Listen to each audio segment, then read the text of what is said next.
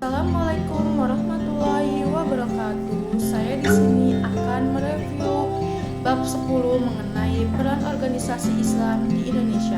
Saya mengambil dari buku PAI dan Budi Pekerti kelas 12. Pertama-tama saya akan membahas atau membacakan profil buku dari bab 10. Buku Panduan Guru Pendidikan Agama Islam dan Budi Pekerti untuk SMA dan SMK kelas 12. Penulisnya bernama Bapak Rohmat Ghazin Untoro. Penelaahnya bernama Bapak Muhammad Ihsom Farid F. Sayanung. Penyelianya bernama Bapak Supriyatno Rohmat Mulyana Sabdi Oos dan Muhammad Anwar Gundasah Muharani Praningrum. Ilustratornya bernama Abdullah Ibnu Tolhah. Editornya bernama Abdul Muiz. Desainernya bernama Bapak Abdus Salim. Selanjutnya ada penerbit. Penerbitnya dari Pusat Pembukuan, yaitu Badan Standar Kurikulum dan Asesmen Pendidikan, Kementerian Pendidikan, Kebudayaan, Riset dan Teknologi Kompleks, Kemendikbud, Diktes, Jalan RS Fatmawati, Cipete, Jakarta Selatan. Cetakan pertama pada tahun 2022. Isi buku ini menggunakan huruf Linux Libertine 12 atau 18 bit. Selanjutnya ada isi bab. A. Gambaran umum. 1. Capaian pembelajaran dalam aspek sejarah peradaban Islam. Peserta didik mampu dari menganalisis peran dan keteladanan tokoh utama dalam penyebaran ajaran Islam di Indonesia, perkembangan peradaban Islam di dunia, dan peran organisasi dalam Islam di Indonesia. Mempresentasikan peran dan keteladanan tokoh utama penyebar ajaran Islam di Indonesia, perkembangan peradaban Islam di dunia, dan peran ormas atau organisasi masyarakat Islam di Indonesia. Mengakui keteladanan tokoh utama Islam di Indonesia. Meyakini kebenaran perkembangan peradaban Islam pada masa modern. Peradaban Islam di dunia meyakini pemikiran dan pergerakan organisasi-organisasi Islam berdasarkan ajaran agama, membiasakan sikap gemar membaca, menulis, berprestasi dan kerja keras, tanggung jawab, menalar kritis, semangat kebangsaan, berkebinakaan global, menebarkan Islam rahmatan lil alamin, rukun, damai, dan saling kerjasama. Kedua, tujuan pembelajaran. A. Menjelaskan kemajuan dan perkembangan organisasi-organisasi Islam di Indonesia pada masa pra dan sesudah kemerdekaan. B. Menjelaskan model dakwah organisasi-organisasi Islam di Indonesia pada masa pra dan sesudah kemerdekaan. C. Menganalisis strategi dakwah organisasi-organisasi Islam di Indonesia pada masa pra dan sesudah kemerdekaan. D. Mengidentifikasi perkembangan dan kemajuan organisasi-organisasi Islam di Indonesia pada masa pra dan sesudah kemerdekaan. E. Menganalisis hikmah organisasi-organisasi Islam di Indonesia pada masa pra dan sesudah kemerdekaan. 3. Keterkaitan materi dan mata pelajaran lain. Keterkaitan materi ini dengan mata pelajaran yang lain. A. Pertama, dengan mata pelajaran sejarah umum pada SMA atau SMK kelas 12, yaitu tentang tokoh-tokoh berpengaruh pendiri ormas di Indonesia. Sebagaimana tertera dalam tujuan pembelajaran ini, yaitu mengidentifikasi kemajuan dan perkembangan organisasi-organisasi Islam di Indonesia pada masa pra dan sesudah kemerdekaan. B. Kedua materi ini juga berhubungan dengan mapel PPKN yang dijelaskan dalam tujuan pembelajaran menganalisis perkembangan model dakwah organisasi-organisasi Islam di Indonesia pada masa pra dan sesudah organisasi Islam di Indonesia pada pra dan sesudah kemerdekaan, berkaitan dengan kerukunan umat beragama dan toleransi. Maka, materi ini sangat erat hubungannya dalam membentuk peserta didik untuk toleran, menghormati atas hak orang lain, dan hidup rukun damai mewujudkan masyarakat yang madani. C. Ketiga, berhubungan dengan mata pelajaran bahasa dan sastra Indonesia. Dalam tujuan pembelajaran ini, biografi tokoh-tokoh berpengaruh pendiri ormas di Indonesia sangat erat dengan pra penyair Nusantara yang tertera dalam mata pelajaran lain tentang biografi dan tokoh penyair Nusantara. Dalam materi ini, tokoh-tokoh Islam juga sebagai bagian penyair dunia, maka menuntut peserta didik untuk berpikir kritis, gemar membaca, toleran, dan menjadikan kehidupan ini menjadi Islam rahmatan lil alamin. B. Panduan pembelajaran peran ormas Islam di Indonesia. 1. Peran ormas Islam di Indonesia. A. Alur capaian pembelajaran menganalisis sejarah pertumbuhan pemikiran dan pergerakan serta kontribusi Nahdlatul Ulama, Muhammadiyah, Al-Irsyad, Al-Islamiyah, Al-Jam'iyah, Al-Wasliyah, Persatuan Islam Mahlaul Anwar, Pergerakan Tarbiyah Nahdlatul Ulama Waton, Al-Khairat, dan organisasi Islam lainnya. Pada masa pra dan pasca kemerdekaan di Indonesia dapat mempresentasikan tentang kontribusi organisasi-organisasi Islam tersebut, sehingga dapat meyakini bahwa pemikiran dan pergerakan organisasi keagamaan berserta ajaran agama serta membiasakan sikap menjunjung tinggi kerukunan, kedamaian, dan saling bekerja sama dalam kehidupan sehari-hari. B. Apersepsi. 1. Guru memberikan apersepsi tentang perkembangan organisasi-organisasi Islam di Indonesia pada masa pra dan sesudah kemerdekaan. 2. Guru membuka cakrawala tentang bukti-bukti peninggalan perkembangan organisasi-organisasi Islam di Indonesia pada masa pra dan sesudah kemerdekaan. 3. Guru membuka ilmuwan muslim dengan biografi tokoh pendiri ormas Islam di Indonesia. 4. Guru membuka dan mengingat kembali tentang peran organisasi-organisasi Islam di Indonesia pada masa pra dan sesudah kemerdekaan. 5.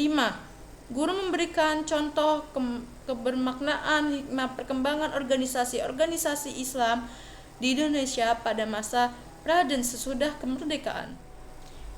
C. Pemantik. 1. Pertama-tama, peserta didik untuk mengamati dan mempelajari cerita gambar dan infografis dengan tampilan gambar dan infografis yang sesuai dengan materi akan sangat mempengaruhi rasa ingin tahu dan memotivasi untuk mempelajari materi pembelajaran. 2. Berikan kesempatan pada peserta didik untuk mengungkapkan pemikiran-pemikiran yang relevan dengan perkembangan zaman dan situasi dewasa ini. Berikan kesempatan pula untuk dapat menuliskan komentar atau pesan-pesan bermakna yang terkandung dalam gambar sesuai dengan aktivitas siswa. 3. Kisah inspiratif yang tertera dalam aktivitas memberikan kesempatan kepada siswa untuk membaca dan mengkritis seksama dan cermat, sehingga dapat mengambil hikmah dan inspirasi dari nilai-nilai keteladanan kisah tersebut di atas. Berikan kesempatan peserta didik untuk mengemukakan kisah-kisah tersebut dalam kondisi saat ini. Berikan kesempatan. 1. Media pembelajaran, penyediaan sarana prasarana pembelajaran, peran organisasi-organisasi Islam di Indonesia yang dibutuhkan, dan beberapa banner yang memuat tentang peran organisasi-organisasi Islam di Indonesia yang dibutuhkan. Jumlah kebutuhan media disesuaikan dengan kelompok sebagaimana dalam alur model comparative learning. A. Model pembelajaran. Model comparative learning. Langkah-langkah penerapan adalah 1. orientasi pendidikan menyampaikan tujuan pembelajaran yang akan diberikan, membuat penekanan tentang manfaat penggunaan metode hingga dalam kegiatan belajar mengajar. Peserta didik diminta belajar konsep secara keseluruhan untuk memperoleh gambaran keseluruhan konsep-konsep ini menjadi tugas yang sebelumnya harus sudah dibaca di rumah. 2. Pengelompokan, misalnya dalam kelas ada 32 siswa yang kita tahu kemampuannya sejarah Islam, dan sesudah di ranking bahwa siswa tidak perlu tahu kita bagi dalam 25% ranking 1 sampai 8. Kelompok yang sangat baik 25%, ranking 9 sampai 16. Kelompok baik 25%, ranking 17 sampai 24. Kelompok sedang 25%, ranking 25 sampai 32. Kelompok 2. Kontribusi organisasi-organisasi Islam di Indonesia. A. Alur capaian pembelajaran, menganalisis secara sejarah pertumbuhan pemikiran dan pergerakan serta kontribusi Nahdlatul Ulama, Muhammadiyah, Al-Irsyad, Al-Islamiyah, Al-Alamiyah, Al-Wasliyah, dan Persatuan Islam. Matlul Anwar, pergerakan tarbiyah, Nahdlatul Ulama, Al-Khairat, dan organisasi Islam lainnya pada masa pra dan pasca kemerdekaan di Indonesia dapat mempresentasikan tentang kontribusi organisasi-organisasi Islam tersebut sehingga dapat meyakini bahwa pemikiran dan pergerakan organisasi keagamaan berdasarkan ajaran agama Islam serta membiasakan sikap menjunjung tinggi kerukunan, kedamaian, dan saling bekerja sama dalam kehidupan sehari-hari. B. Tujuan pembelajaran. 1. Menjelaskan kemajuan dan perkembangan organisasi-organisasi Islam di Indonesia pada masa pra dan sesudah kemerdekaan Indonesia. 2. Menjelaskan model dakwah organisasi-organisasi Islam di Indonesia pada masa pra dan sesudah kemerdekaan. 3. Menganalisis strategi dakwah organisasi-organisasi Islam di Indonesia pada masa pra dan sesudah kemerdekaan. 4. Mengidentifikasikan perkembangan dan kemajuan organisasi-organisasi Islam di Indonesia pada masa pra dan sesudah kemerdekaan. 5. Menganalisis hikmah organisasi-organisasi Islam di Indonesia pada masa pra dan sesudah kemerdekaan. 3. Model pembelajaran inquiry, langkah-langkah pelaksanaan strategi pembelajaran inquiry. Secara umum, proses pembelajaran dengan menggunakan strategi dapat mengikuti langkah-langkah sebagai berikut. 1. Pengenalan langkah. Pertama ini, peserta didik dibawa dalam suasana fokus berkonsentrasi sehingga mampu untuk membuat suasana pembelajaran kondusif, siap untuk melaksanakan proses pembelajaran. Kemudian guru memotivasi dan mendorong peserta didik untuk bersama-sama memecahkan problem. Langkah ini merupakan hal strategis untuk mencapai tujuan pembelajaran karena pada awal ini peserta didik akan tampak semangat dan kemauan beraktivitas untuk memecahkan problem tanpa peran serta keikutsertaan peserta didik, proses pembelajaran tidak akan maksimal. 2. Menentukan masalah. Problem atau masalah adalah merupakan inti atau pokok masalah yang merangsang peserta didik untuk ingin tahu masalah yang disampaikan adalah sesuatu yang menantang untuk mengembangkan pemikiran dan memecahkan teka-teki yang dihadapi. Proses untuk menentukan jawaban sangat urgent dalam model pembelajaran ini dengan harapan peserta didik akan mendapati pengalaman yang berharga, kemudian akan mampu mengembangkan mental dengan pemikiran kritis. 3. Merumuskan hipotesis.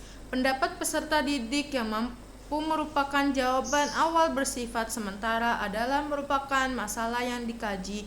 Untuk mencari kesulitan jawaban perlu untuk diuji kebenarannya yang mempunyai landasan berpikir ilmiah yang sangat dipengaruhi oleh kedalaman wawasan dan keluasan pengalaman.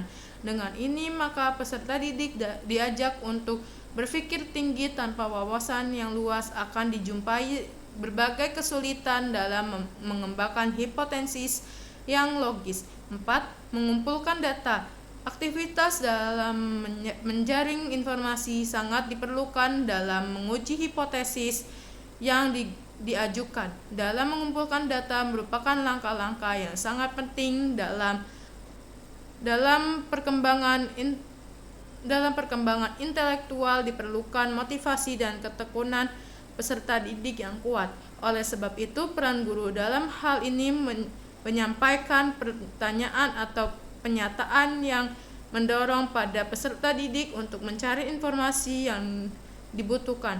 Akan terjadi blunder dalam pembelajaran ini manakala peserta didik tidak menunjukkan semangat yang tinggi. Maka hendaknya guru untuk memotivasi secara berkesinambungan sehingga peserta didik semakin terangsang untuk berpikir ilmiah. 5. Menguji hipotesis. Proses untuk menemukan alternatif jawaban yang dapat diterima sesuai dengan data yang didapat dalam menguji hipotesis ini tidak terlepas dari kemantapan atas jawaban yang diberikan.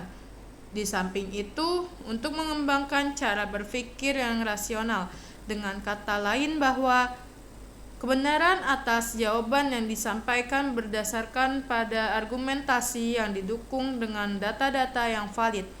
4. Hikmah organisasi-organisasi Islam di Indonesia. A.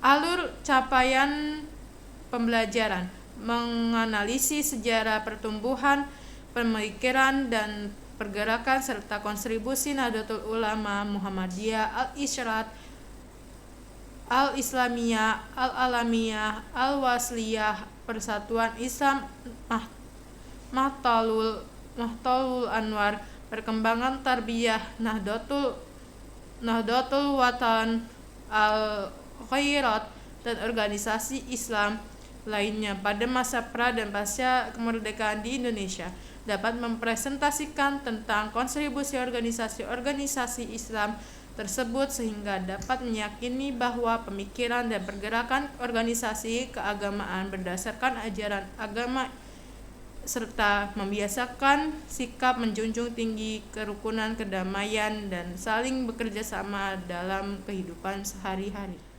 B. Media pembelajaran. Penyediaan sarana prasarana pembelajaran. Peran organisasi Islam di Indonesia yang dibutuhkan LCD dan beberapa banner yang memuat tentang biografi tokoh pendiri organisasi Islam di Indonesia. Jumlah kebutuhan media disesuaikan dengan jumlah siswa sebagaimana dalam alur model problem solving. C.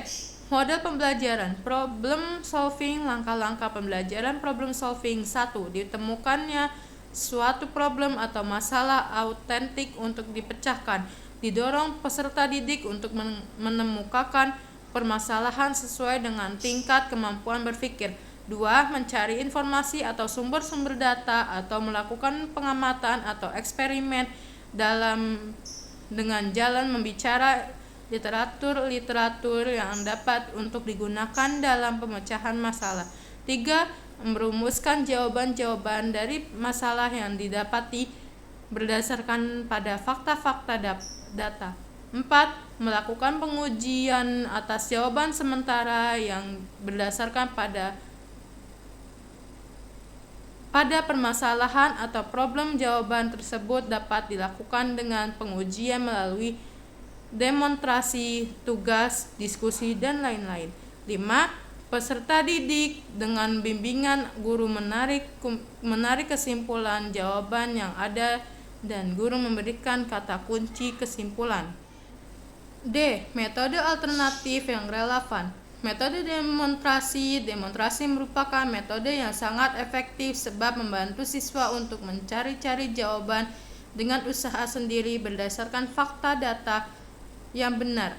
Metode demonstrasi merupakan metode penyajian pelajaran dengan memperagakan dan mempertunjukkan kepada siswa tentang suatu proses, situasi, atau benda tersebut tertentu, baik sebenarnya atau hanya sekedar tiruan. Sebagai metode penyajian, demonstrasi tidak terlepas dari penjelasan secara lisan oleh guru. Walaupun dalam proses demonstrasi peran siswa hanya sekedar memperhatikan, akan tetapi demonstrasi dapat menyajikan bahan pembelajaran lebih konkret. Dalam strategi pembelajaran, demonstrasi dapat digunakan untuk mendukung keberhasilan strategi pembelajaran ekspositori dan inquiry. Kesalahan umum dalam mempelajari materi. Memulai pembelajaran sudah tidak disiplin, sehingga akan mempengaruhi antar peserta didik. Yang disiplin sudah mendahului karena ketepatan waktu, dan atau yang terlambat telah tertinggal dengan materi yang telah dipelajari. 2. Kurang menguasai model pembelajaran yang mengakibatkan tidak tertibnya dalam pembelajaran atau situasi yang kurang mendukung dalam mempelajari materi ini. Dibutuhkan kecermatan dalam menentukan langkah-langkah model pembelajaran, dipersiapkan petunjuk teknis dalam pembelajaran. 3. Media pembelajaran tidak disiapkan sesuai dengan kebutuhan atau bahkan tidak ada media pembelajaran alternatif sehingga terus-menerus digunakan metode ceramah. 4.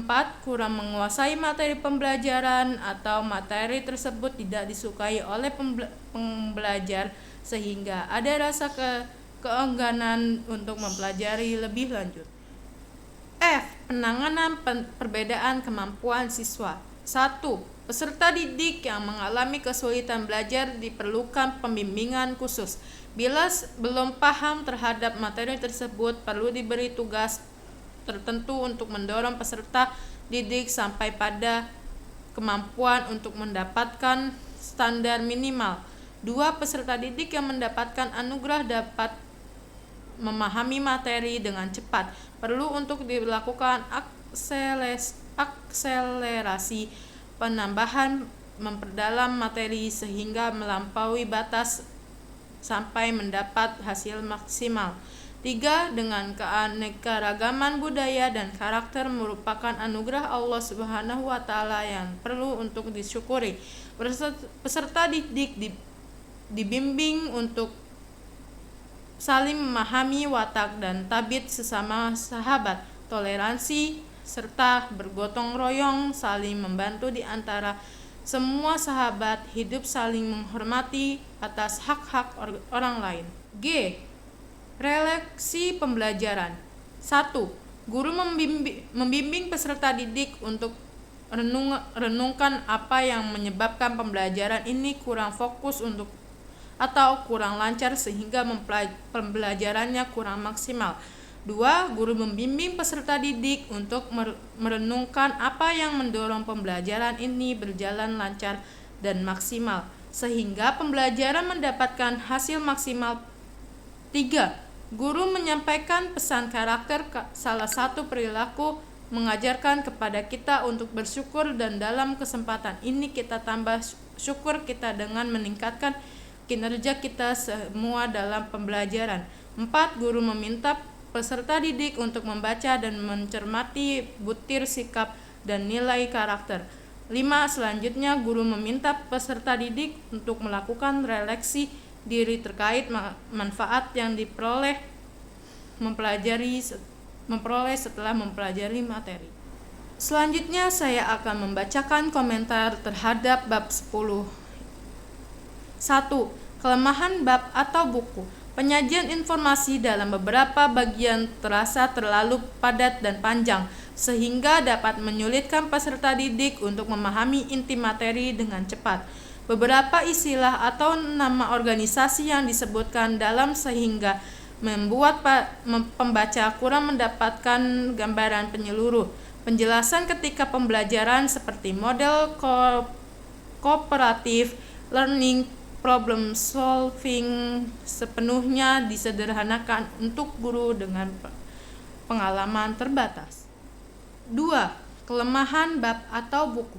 Materi ini menyajikan keterkaitan lintas mata pelajaran sejarah PPKN dan bahasa Indonesia yang mendorong pendekatan pembelajaran terpadu dan holistik. Buku ini memuat pendekatan pembelajaran yang inquiry, problem solving, dan demonstrasi yang sesuai dengan kurikulum Merdeka.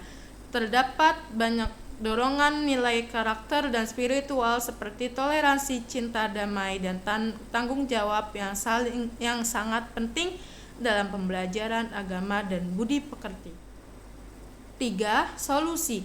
Disarankan agar materi diringkas dalam bentuk peta konsep atau ringkasan tematik untuk memudahkan pemahaman siswa. Guru dapat memperkuat penjelasan sejarah organisasi Islam dengan mengaitkannya pada isu kontemporer atau lingkungan sekitar siswa. Perlu pelatihan atau bimbingan teknis bagi guru terkait model pembelajaran kompleks agar dapat diterapkan secara efektif di kelas. Selanjutnya ada analisis. 1. Fokus materi.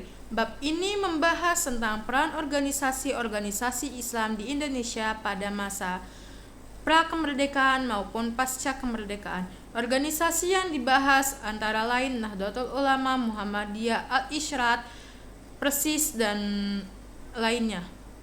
2. Capaian dan tujuan pembelajaran. Peserta didik diharapkan mampu menjelaskan perkembangan organisasi Islam, menganalisis strategi dan model dakwah organisasi-organisasi tersebut, mengidentifikasi kontribusi nyata organisasi dalam kehidupan masyarakat, mengambil hikmah dari nilai-nilai perjuangan dan keteladanan tokoh-tokohnya. 3. Integrasi antar mata pelajaran. Materi ini diintegrasikan dengan sejarah melalui biografi pendiri Ormas PKN dalam konteks toleransi dan kerukunan umat beragama. Bahasa Indonesia dalam bentuk analisis teks dan biografi tokoh. 4. Model dan strategi pembelajaran. Terdapat 3 pendekatan pembelajaran utama: comparative learning untuk kerja kelompok dan diskusi ahli, inquiry untuk mengembangkan keterampilan berpikir kritis dan pemecahan masalah, problem solving, dan demonstrasi untuk mengasah kemampuan mencari solusi berdasarkan fakta atau data. 5. Aktivitas pemantik berfokus pada observasi gambar, infografis, dan kisah inspiratif untuk menumbuhkan rasa ingin tahu siswa serta mengaitkannya dengan konteks kehidupan masa kini. 6. Media dan evaluasi. Penggunaan infografis, banner LCD, dan worksheet. Evaluasi dilakukan melalui tes individu setelah diskusi kelompok. 7. Tantangan dan solusi pembelajaran. Tantangan: kurangnya kedisiplinan, minimnya media pembelajaran, serta model yang tidak sesuai. Solusi: pendekatan individual bagi siswa yang kesulitan dan akselerasi bagi yang cepat memahami. 8. Nilai karakter dan refleksi. Materi ini mengajarkan nilai karakter, toleransi, kerjasama, tanggung jawab, dan semangat kebangsaan. Refleksi dilakukan untuk mengidentifikasikan keberhasilan dan hambatan pembelajaran serta meningkatkan karakter siswa. Yang terakhir adalah kesimpulan. Bab ini membahas secara menyeluruh tentang perkembangan kontribusi dan strategi dakwah organisasi-organisasi Islam di Indonesia, baik sebelum maupun sesudah kemerdekaan. Organisasi seperti Nahdlatul Ulama, Muhammadiyah, Al-Isyrat, Persis, dan lainnya telah memainkan peran berperan besar dalam penyebaran ajaran Islam, pembangunan sosial, pendidikan, serta penguatan nilai-nilai kebangsaan dan toleransi di tengah masyarakat Indonesia.